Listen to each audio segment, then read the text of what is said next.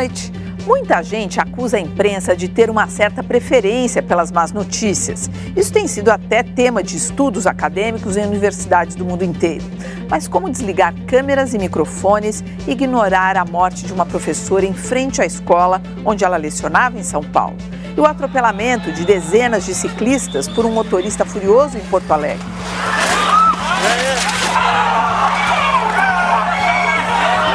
Isso só para citar alguns exemplos das últimas horas. Veja agora um resumo das notícias desta segunda-feira. O motorista que atropelou o grupo de ciclistas em Porto Alegre alega legítima defesa. Municípios da Grande São Paulo tentam se recuperar dos estragos provocados pelas chuvas. Polícia prende segundo suspeito pela morte de um estudante da FGV e ferimentos em outro. De olho nos alunos, sistema eletrônico controla a presença e avisa os pais de estudantes faltosos. Escritório coletivo, além de reduzir gastos, pode levar a bons negócios e a troca de experiências.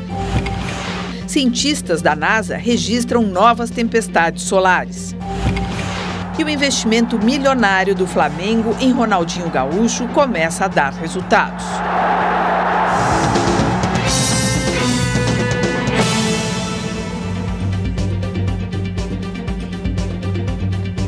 O motorista que atropelou um grupo de ciclistas em Porto Alegre se apresenta à Polícia Gaúcha. No depoimento, ele disse que agiu em defesa própria e do filho que estava no carro. Mais de 100 ciclistas participavam do evento promovido pelo movimento Massa Crítica quando um carro passou em alta velocidade e atropelou os participantes. O motorista, que é funcionário do Banco Central, disse que jogou o carro contra os ciclistas porque algumas pessoas começaram a bater no vidro e ele se sentiu ameaçado. Ele estava com um filho de 15 anos. Eu lamento muito o que aconteceu com eles todos, mas eu não tinha outra alternativa. Era eu ficar com o carro ali onde eu estava, sendo agredido, o carro, eles estavam batendo, quebraram o espelho do carro, fizeram várias agressões, então eu tive que fazer isso.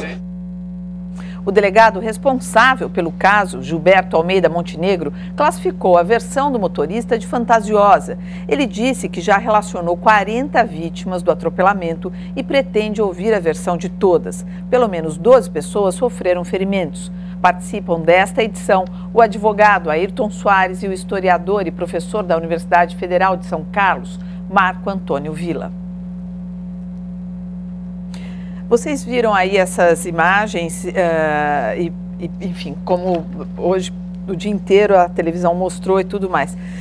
Eu acho que o caso ali do motorista que fez esse strike aí é um caso da polícia e da justiça, certo, Ayrton? Mas o que eu acho que a gente tem que falar aqui é como conviver ciclistas e motoristas no mesmo ambiente. Uma observação rápida. Claro. É um absurdo. Ele se vê pela imagem que ele voluntariamente arremeteu o carro contra inúmeros ciclistas. Muito bem. Demonstrou um comportamento totalmente antissocial, até paranoico, até de uma criminalidade intrínseca revelada ali. E agora, funcionário do Banco Central, quer dizer, prepotente, está lá no poder, manda em tudo. Vou passar por cima desses caras que estão interrompendo meu trânsito. E pasme, não vai ser decretada a prisão preventiva dele. Por quê? Porque ele fugiu do flagrante. Não foi um flagrante. E ninguém do Ministério pediu. Ora, se fosse um homem do povo qualquer. Quer dizer, você já está cheirando aí que não vai acontecer nada. Claro, funcionário do Banco Central, atropelou todo mundo, vai ficar solto. Ora, se fosse um outro, tinha a prisão provisória, depois a prisão preventiva e o advogado ia ter que ir no Supremo se conseguisse derrubar. Vamos só saber o que é esse movimento desses ciclistas, aí a gente volta a falar sobre o que eu tinha proposto da convivência aí de ciclistas e motoristas. Olha, esses ciclistas atropelados em Porto Alegre fazem parte do movimento Massa Crítica. Já ouviu falar? O Jornal da Cultura explica.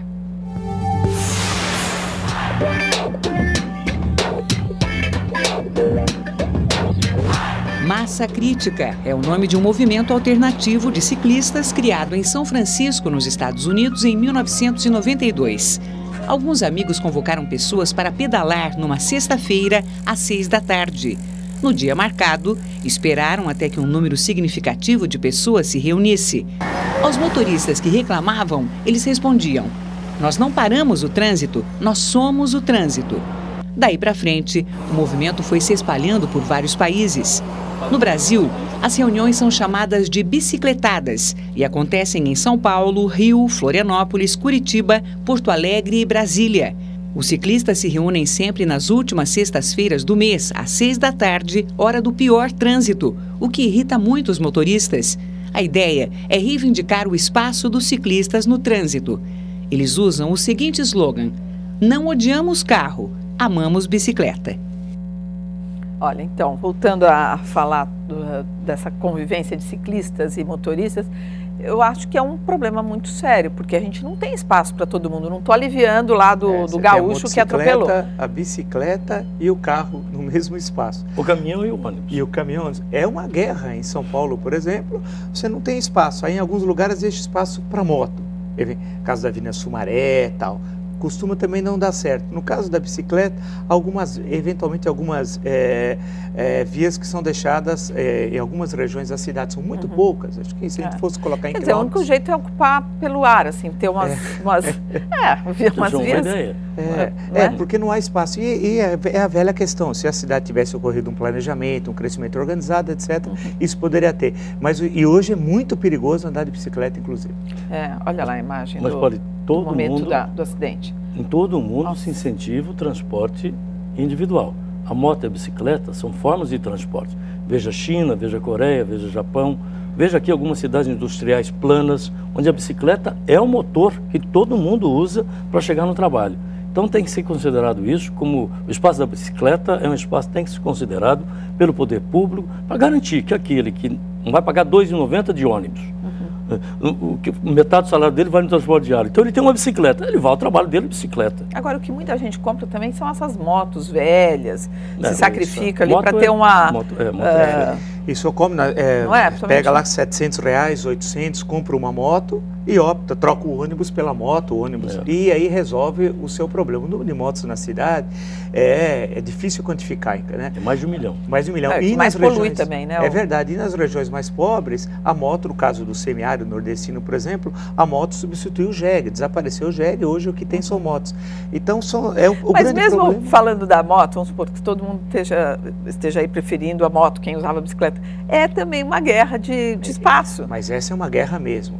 O número dizem que morre no trânsito de São Paulo 1,3 motociclistas por dia tal. Aí é uma Mas na moto tem exploração comercial.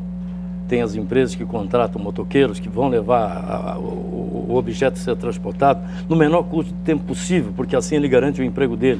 Ele entra com a moto, recebe um salário irrisório e corre o risco de ter que entregar uma encomenda num prazo X. Mas olha, aí, todo mundo aqui já usou esse motoqueiro. Aí é uma relação de amor e ódio. Exatamente. Quando você está guiando, você fica com raiva do motoboy. Quando você está em casa ou no escritório, precisando que ele voe para algum lugar. Quero rápido o documento. Então, essa relação dialética de amor e ódio. Exatamente. Olha, uma coordenadora de uma escola pública municipal, uma escola municipal aqui, claro, pública só podia ser, enfim, é uma professora de uma escola municipal de Imbu, foi morta a tiros hoje de manhã, quando chegava para trabalhar. Alguns alunos e professores viram o crime e ninguém foi preso. A coordenadora da Escola Municipal Paulo Freire, em Imbu, na Grande São Paulo, estava chegando para trabalhar às 6h30 da manhã de hoje. Joyce Haddad Moraes Rodrigues tinha 36 anos. Já havia descido do carro quando foi abordada por um homem armado que atirou contra a coordenadora. Ela levou 3 tiros. Chegou a ser socorrida, mas não resistiu. Segundo o delegado, outras pessoas estavam próximas à professora naquele estacionamento, mas só ela foi atingida e nada foi roubado, o que pode indicar que Joyce era o alvo dos tiros. Não sei se ele premeditou, mas que ele foi lá para matar a Joyce, ele foi para matar a Joyce, porque era um local de estacionamento de professores e já tinha uma professora no local, com quem inclusive a Joyce conversou instantes antes de ser atingida, e esse desconhecido atirou na Joyce, porque estava esperando a Joyce chegar para executar o crime. Joyce tinha acabado de voltar de uma licença maternidade. Ela deixou um filho de 6 meses. Amanhã a polícia vai divulgar o retrato falado do suspeito. A polícia de São Paulo prendeu um homem que confessou ter atirado contra 2 estudantes da Fundação Getúlio Vargas na semana passada. Um dos jovens morreu e outro ficou ferido. O caso aconteceu num bar na Avenida 9 de Julho, na região central de São Paulo, vizinho à faculdade. Segundo a polícia, o suspeito confessou que o crime foi motivado por ciúme. Os estudantes teriam paquerado a namorada dele. Foram baleados Júlio César Green, que morreu no local, e Christopher Tominaga, que ficou ferido. O outro motoqueiro que participou do crime é o irmão desse suspeito. Ele já está foragido. Já o funcionário público detido na semana passada como suspeito foi liberado após a constatação de que não teve nada a ver com o crime. E hoje a gente conversou com esse rapaz, esse funcionário público que foi preso por engano. O nome dele é Dino Peporini. Ele é um funcionário público da Secretaria de Saúde aqui do município, aqui de São Paulo. E ele ficou durante 2 dias com 7 outros acusados de crimes comuns, ficou na mesma cela. Que tipo de... Isso tudo porque teve ali coincidências, a moto parece que tinha a mesma cor, ele usava um casaco de couro parecido, tinha 2 capacetes quando chegaram em casa, na casa dele viram que tinham os 2 capacetes, enfim, algumas coincidências. Que tipo de ação contra o Estado, não é isso? Ele era funcionário público, ou seja, tinha emprego certo. Ele é funcionário público da Secretaria de Saúde. Tinha domicílio certo. E, consequentemente, tinha família. É o que eu sei da notícia. Logo, a hipótese dele ser um delinquente, quanto mais precisasse ser afastado da sociedade a qualquer preço, que é botar na cadeia e trancar, não é correta. A polícia tinha que ter agido com mais cautela. Espera um pouquinho, estou tratando com um cidadão. Eu tenho que investigar primeiro. Ele mora aqui. Se ele for culpado, eu venho e prendo. Eu investigo. Agora, veja o paradoxo. Lá no Rio Grande do Sul, o funcionário do Banco Central atropela, vai, leva todo mundo, muita gente ferida. Não, foi filmada a cena. Está solto, está solto. Não foi sequer preso. Ora, cabe a esse cidadão que ficou preso durante, pelo menos, uma indenização por dano moral e o dano material que ele sofreu contra o Estado. Agora, tem medo de propor essa ação, porque vai responsabilizar autoridades policiais da área, funcionários da delegacia, e botar na cela, junto com delinquentes comuns, e o risco que isso acarreta. Ninguém pensa nisso. De ser agredido, violentado. Se agredido, qualquer sorte, porque delinquentes comuns são das mais variadas hipóteses de crime que tenham cometido. Claro, a gente... Não é? Agora, juntando com a notícia anterior, que é da professora, que a gente não sabe exatamente o motivo da morte dela. Foi um injustiçamento.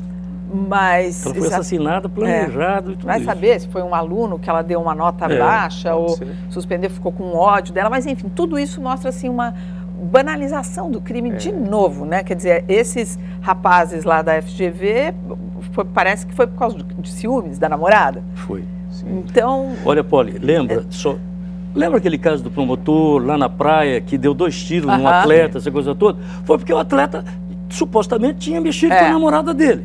O promotor X tirou a arma e matou um, deixou o outro aleijado. E o que aconteceu com o promotor? Absolutamente, não está preso. Claro. Se tivesse sido preso com uma grande repercussão sobre isso, eu duvido que esses rapazes teriam ido buscar arma para matar essa coisa toda. A impunidade estimula. Agora, há uma banalização da violência, que esse número de casos vão se repetindo num curto espaço de tempo e tende a ter uma ação efetiva do poder público. Agora, muitas vezes prende por causa da pressão, uma pressão da imprensa, então precisa achar culpado. É o que aconteceu com esse rapaz, funcionário público, que passou essa situação vexatória. Né? Nossa, horrível, imagina. E todo mundo armado, né? 2 dias. Só nota pé. 2 dias numa delegacia preso.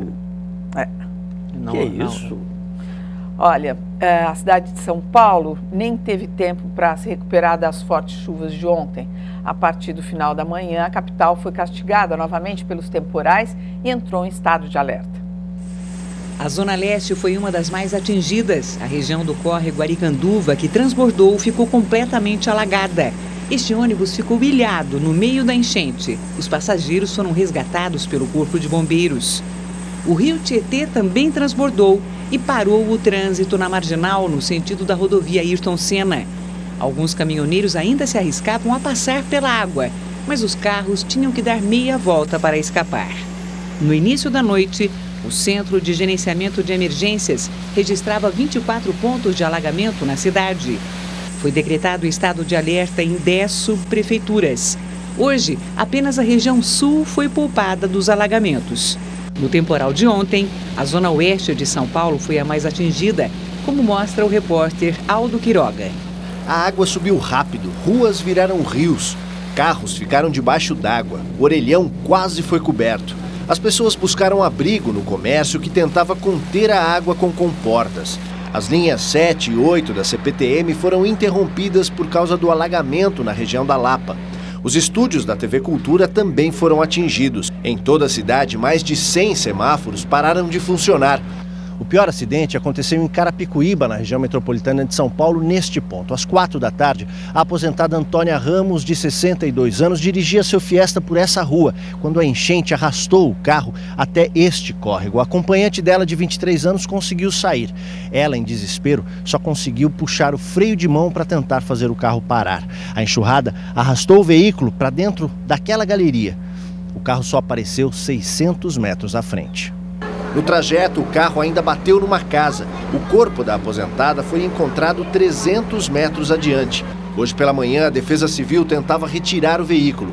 Além dessa ocorrência, que outros problemas vocês tiveram aqui por causa dessa chuva? Nós tivemos mais 4, no total são 4 residências que houve abalo estrutural, a qual o engenheiro já está fazendo todo o trabalho de verificação, e a gente está encaminhando a promoção social para também ajudar as famílias que perderam algum mantimento, colchão. Olha, as últimas informações agora sobre a situação na cidade. A Marginal Tietê, na ponte da Aricanduva, ali naquela altura, está intransitável nos dois sentidos. Bombeiros que atendem pelo 136 as ocorrências relacionadas a enchentes em São Paulo, na região metropolitana, dão essas últimas informações. O CGE, Centro de Gerenciamento, informa que 41 pontos de alagamento na cidade, 21 transitáveis e 20 intransitáveis. 45 faróis foram apagados, segundo o CETE, e 35 faróis continuam amarelos, piscantes, que as pessoas têm que tomar muito cuidado ao cruzar essas avenidas. Segundo o Instituto de Meteorologia, a previsão do tempo para esta terça-feira, dia 1º de março de 2011, o tempo estará parcialmente nublado, com pancadas de chuvas e trovoadas. A temperatura mínima será de 19 e a máxima de 25. Bom, hoje você sofreu com isso também, né? Olha, Poli, eu fiquei olhando para o rio transbordando, fiquei imaginando, quando eu era estudante ainda, passava ali para ir para o aeroporto e via aquelas dragas da Badra dragando o rio. Não era ainda um rio com aquele investimento de mais de $1 bilhão que aquela canalização custou. Então dragava, tirava e no dia seguinte voltava a chuva de novo. Então era uma indústria aquilo ali. Muito bem. Fizeram essa obra, grande obra, todo mundo elogiou. E a conservação dela? E o desassoreamento do rio. E aqueles detritos todos continuam sendo objeto de canalização para o rio. E mais ainda, pasme, estava num táxi. Olhando ali, bom, será que tem inundação ali na frente? Será que eu vou por aqui, por ali? Não, opa, aquele pessoal está voltando. Então, sinalização, não existe ninguém responsável para pelo menos dizer a 1 quilômetro antes, botar uma placa e dizer, está inundado 1 quilômetro daqui, entre por trás, saia daqui. Você sabe não que existe hoje um abandono, Poli, total. Você não vê polícia, você não vê, você vê helicóptero da imprensa. Muito mais que esses 30 aí. Certamente, mais de uma centena. Só na minha região eu vi 10, 15 que não funcionam. Cai qualquer pedágio, não precisa ser uma grande chuva na cidade. Os semáforos não funcionam. Ou desligados, ou só no amarelo, o que na prática também significa que eles não estão funcionando. E vira o caos. Não há mínima organização de identificar as áreas, as sugestões de outros caminhos, mandar as pessoas ficarem onde estão, no caso de impedir deslocamento. Em suma, ação que é possível o poder público fazer, inclusive porque ele já tem mapeado as áreas. Há quanto tempo a gente está com esse problema de chuva só este ano? Quer dizer, a gente sabe que há décadas, né? A gente sofre com isso, mas só esse ano, quer dizer, teria dado...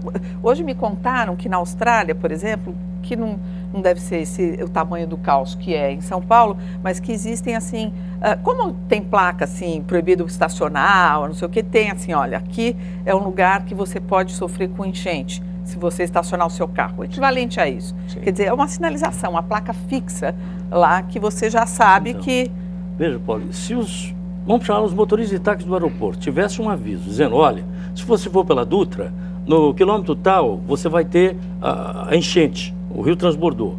Se você for para Ayrton Senna, tal lugar está assim. Ele planeja o trajeto dele, ele vai por fora, entra ou por então Santana, não sai de onde está. Ou se não diz, olha, passageiro, não vai dar para ir, porque o senhor não vai chegar. A CET tem câmeras, as centrais de câmeras, tem um monte, tem para multar. Tem câmeras, então é possível, então, com tudo isso, com esse arsenal que já tem, já estão identificadas as áreas. Outro dia mesmo aqui, nós discutimos isso, a prefeitura já mapeou as áreas onde ocorre enchente. Bem, então nós já sabemos, já onde ocorre. Então precisa ter uma ação efetiva, quer dizer, pode avisar, algumas coisas demoram. Não, pelo que a gente está falando aqui, aliás, a gente vem falando sempre a mesma coisa. É um mantra. É um problema de comunicação, né? A primeiro é um problema de comunicação e segundo é um problema de efetivamente enfrentar, que é de longo prazo, as questões, né? Sim, mas assim, de imediato... Para não passar a situação dessa professora, por exemplo, e outros que acontece. O túnel em Anhangabaú, domingo ontem, estava inundado e eu estava lá próximo, eu acabei saindo por uma variante e tal. Ele já inundou já não sei quantas vezes. Olha, voltando agora a falar sobre a Líbia, o governo do coronel Gaddafi ordena o bombardeio aéreo de depósitos de armas nas regiões controladas pelos rebeldes. Os opositores fecham um cerco sobre a capital e navios da Marinha Americana, com apoio da Força Aérea, se movimentam em águas do Mediterrâneo e do Golfo Pérsico. Os rebeldes e as forças leais a Gaddafi lutam pelo controle de Misrata, situada a 200 quilômetros a leste da capital. Os opositores chegaram a ocupar a cidade, mas as tropas de governo tentam retomar a área. Em outra frente de combate, o governo ordenou hoje o bombardeio aéreo de arsenais situados na cidade de Benghazi, controlada pelas forças rebeldes. Na periferia da capital, Trípoli, manifestantes desafiam a repressão e pedem a renúncia do ditador. Gaddafi, o jogo acabou, diz a inscrição. A poucos quilômetros dali, no centro da cidade, o governo distribui dinheiro a todos os civis. Maços de dinares, a moeda local, estão à disposição de todos os cidadãos, numa tentativa do regime de conquistar o apoio popular. Na fronteira com a Tunísia, o número de refugiados já passa de 100 mil. A ONU ainda tenta montar um esquema de emergência para a distribuição de água e comida, mas o atendimento é bastante precário. No Mediterrâneo e Golfo Pérsico, os Estados Unidos aumentam a presença militar, mas garantem que, por enquanto, não existem planos de invasão. Hoje, a União Europeia anunciou o congelamento dos bens de Gaddafi e da família dele. E em entrevista à BBC, o coronel declarou que o povo líbio o ama e está disposto a morrer por ele. E descartou mais uma vez a hipótese de renunciar. Agora há pouco, o vice-ministro do exterior da Líbia, Khaled Kaim, ameaçou com o uso da força se os rebeldes não abandonarem as cidades ocupadas. Curiosa essa mensagem, porque a gente sabe que já mais de 1000 pessoas, segundo as organizações internacionais aí de defesa dos direitos humanos, que 1000 pessoas ou até mais já morreram, e ele falou assim, olha que eu ataco, olha que eu mato. Bom, eu gostaria de saber o que garantiu o Gaddafi durante tanto tempo no poder, que já são 42 anos.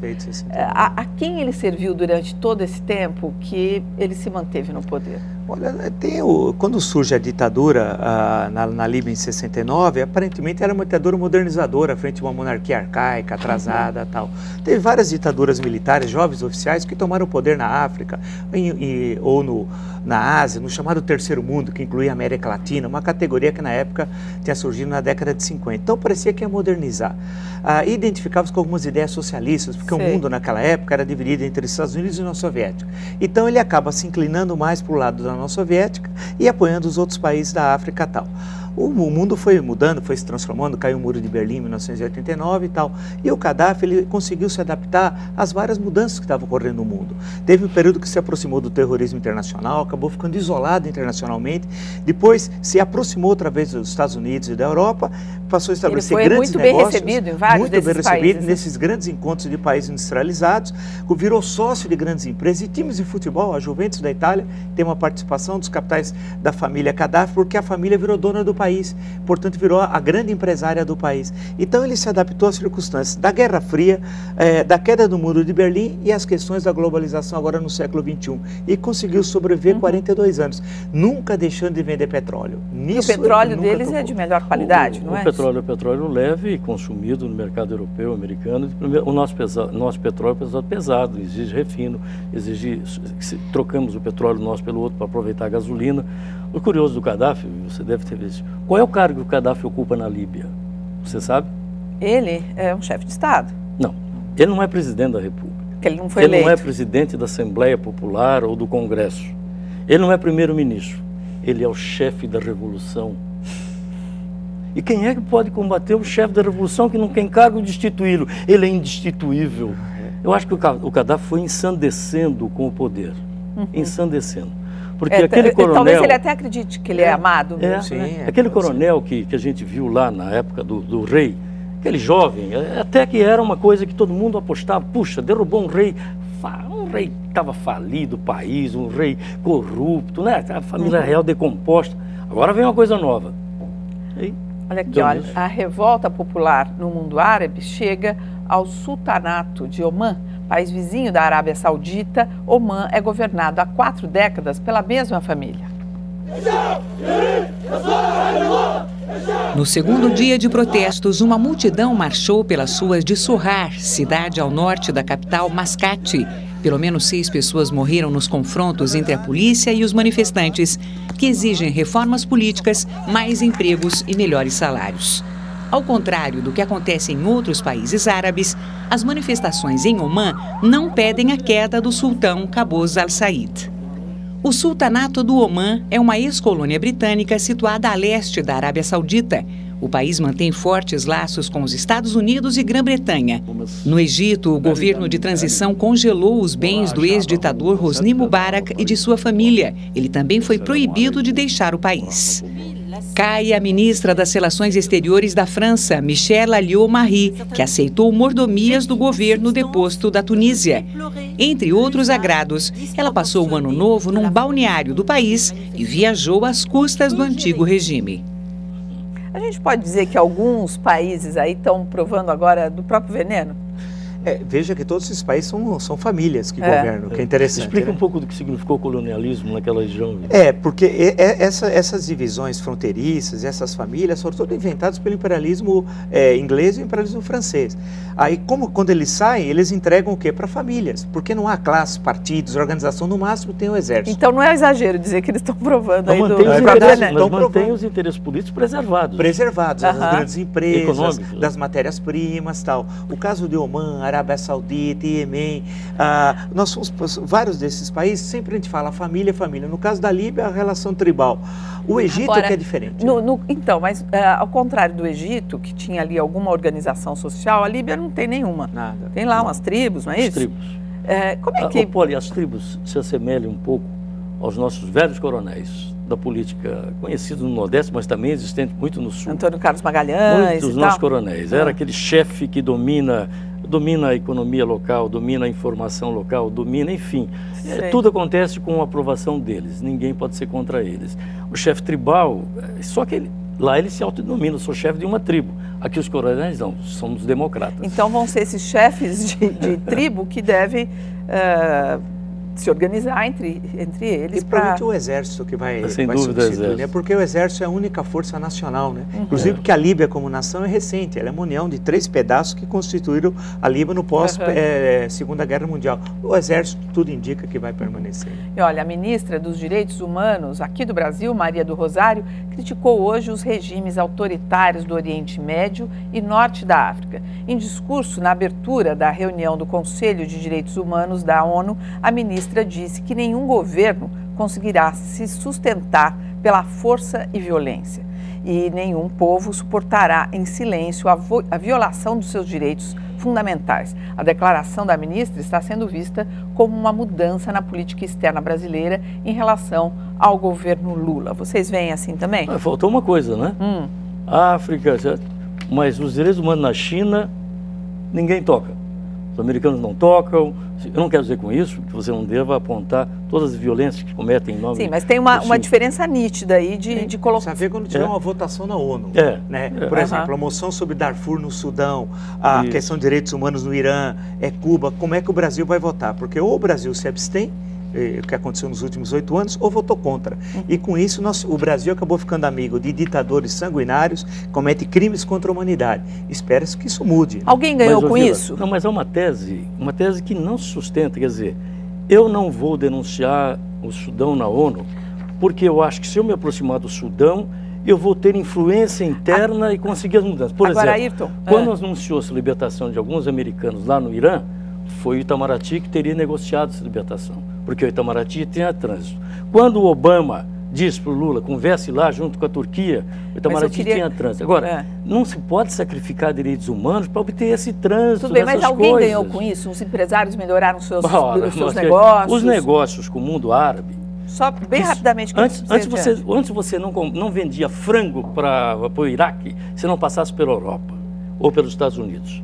O que o governo Lula fez, o Itamaraty fez, foi uma política de sul-sul nesse comércio. Um encontro de países árabes com países latino-americanos.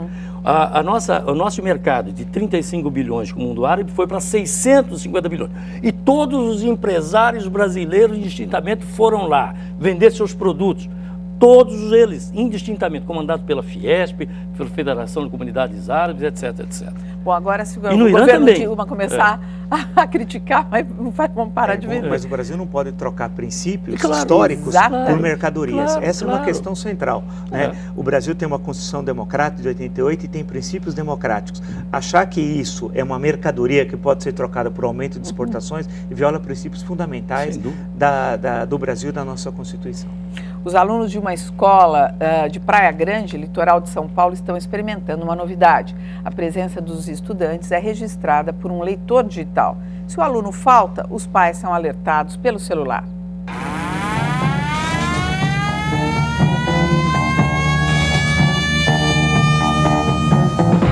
Os alunos que gostam de matar aula de vez em quando devem ficar atentos, porque agora, nesta escola em Praia Grande, no litoral sul de São Paulo, os pais ficam sabendo em tempo real se o aluno foi ou não à escola. A criança chega na unidade escolar, ela entra com a ajuda do professor e o professor acompanha na sala de aula a digitação da leitura biométrica por esse aluno.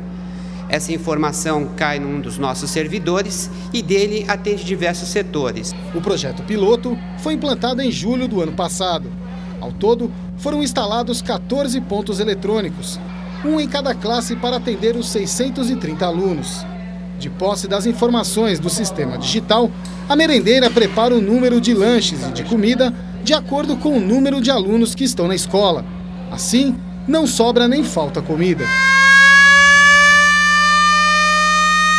Após o sinal de entrada, o aluno tem 30 minutos para registrar a presença. Caso isso não aconteça, a escola envia uma mensagem de texto via celular para o responsável, comunicando a ausência do aluno. Dona Maria recebeu uma mensagem no celular quando o sobrinho faltou à aula, mas desta vez ele não levou bronca. Ele tinha médico, né? Eu não avisei a professora, aí eles me ligaram avisando porque ele não tinha comparecido. Ao final do dia, um e-mail é enviado aos responsáveis informando o horário de entrada e de saída da criança. E Dona Maria Verônica não deixa de conferir toda semana. Eu acho que isso vai ajudar os pais a poderem estar acompanhando a presença diária do seu filho na escola, porque nem todos vão levar e buscar. Até o final do ano, mais 5 escolas devem receber o sistema.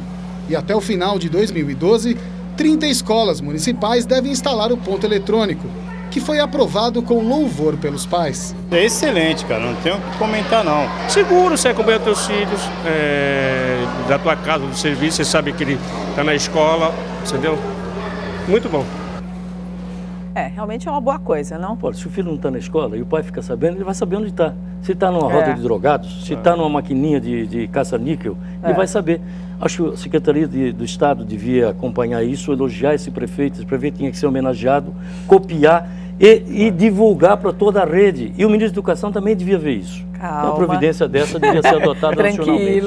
Sem dúvida nenhuma. A seguir, skinheads atacam manifestantes em São Paulo. E veja também, uma serpentina metalizada foi a causa do acidente com o trio elétrico que matou 15 pessoas em Minas Gerais.